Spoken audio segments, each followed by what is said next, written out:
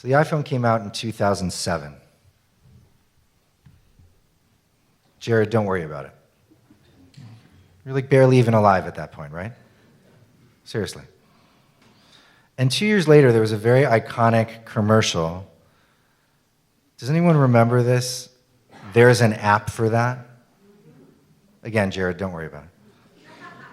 I'm going to continue to pick on you throughout this entire drash.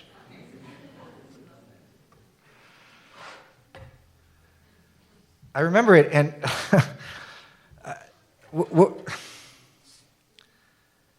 I think what's amazing about being part of a 3,000-year-old religion is that almost for every single circumstance, every single situation or context that you can come up with in this world, it turns out that within our history and culture and spirituality, guess what? There is an app for that. And when the world turns upside down and nothing makes any particular sense, when things seem to be capricious and whimsical in a bad way, when you have no idea exactly what's coming next, and what seems to have been the way that the world was supposed to work is the opposite of the way that it does. Oh, once there was a wicked, wicked man, right? That's essentially what Purim is for, because there's an app for that. We've been here before. Now, one of the things I want to say is that it's really a big bummer living in like chapter 2 or 3 of the Megillah for an extended period of time. Right? The best part of the Megillah is that it moves forward, right? And the whole thing takes about 45 minutes, not subjective seeming lifetimes to get through, right? And so it's really a difficult moment right now that we're all in, because really not much makes sense.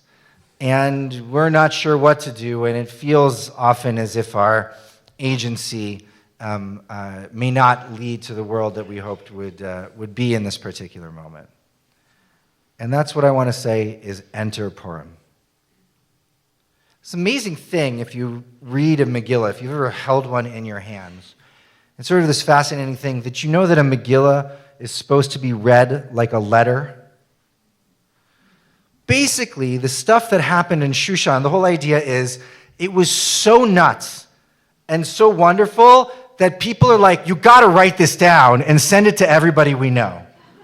And that's what it is. The Megillah is sort of a letter, and you're supposed to read it like it was a letter from way back. And so you're supposed to open it like a scroll, as if you're tearing it open, and you want to hear the news from Shushan, and you can believe that Mordechai did that, and Esther said what, and what happened to Haman, and you're running it through and something like this. In the middle of the Megillah, right before the 5th chapter of Megillah, if you look at the bottom, it'll say nafochu, which means flip it upside down.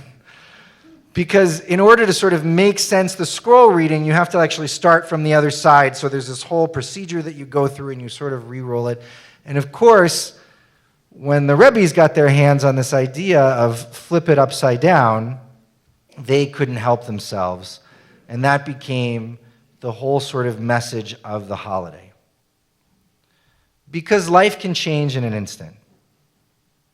In a week or in a day or in a month or in a year. What's right can become wrong, and more importantly, what's wrong can become right. And who knows, as Mordechai says to Esther, if it wasn't for this very moment that you were put in the position that you were in, and by the way, if you don't do what you're able to do,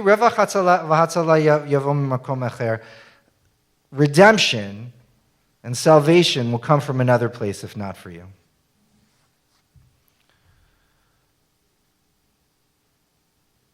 For the last how many years have we been saying this is a Purim unlike any other? And so, like I said, I wish the Megillah was being read a little bit faster.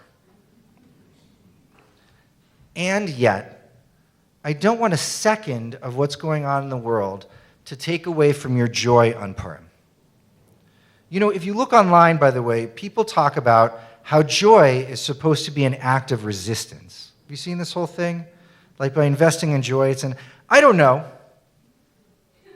Like sometimes I think resistance should be an act of resistance, but I don't know. But what I mean is that no matter what, I don't think that there's anything in the world that should steal any moment of joy that presents itself from you away from you. Because who knows what life can bring? Who knows what can be all flipped, nafochu, upside down? And so if you want to know what the message of Purim is, the sort of spiritual technology of Purim is it's like you got to laugh when you can and take joy when you can make it. And by the way, it doesn't hurt to poke fun of the world as it is. We are a tradition of laughers. We are a tradition of jokesters. We are a tradition of humorists. Right? We are a tradition of people who know how to take basically the worst things in the world and to make jokes out of them. We know how to laugh with our bellies. We know how to smile with our cheeks and with our eyes. And we know how to take a particular moment and in the midst of stuff that doesn't seem to make any sense whatsoever and to turn it into a festival. By the way, I want to let you know that this is why people have such a problem with Purim. Right? Is it right for a group of grown adults to get for stinking a drunk in the middle of the week? In the middle of the week, it's a school night. When your children are watching you? No, do it anyway.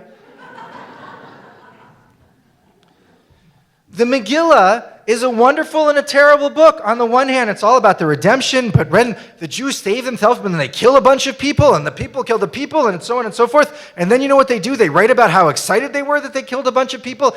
Is this the kind of story that we should be celebrating? No, do it anyway.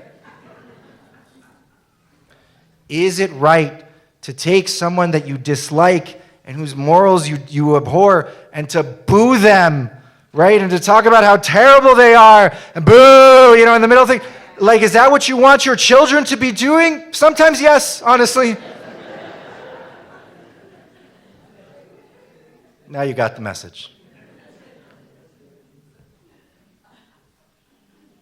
What I've learned over my years as a rabbi, and especially in this world which has changed faster than I ever expected to, is that every moment in Jewish tradition has its moment. Do you get what I'm trying to say? Everything that you don't understand about Jewish tradition, it has its moment. It has its time. It has its place. And if you don't understand, you're like, why would we even do something like that? Where would that even come from or something like that? Sometimes you just got to wait. And then it will reveal itself to you. We're going to be here on Thursday night, and you are going to see me crying with laughter. I hope you will too. Shabbat shalom. We're at the Aleinu on page 121.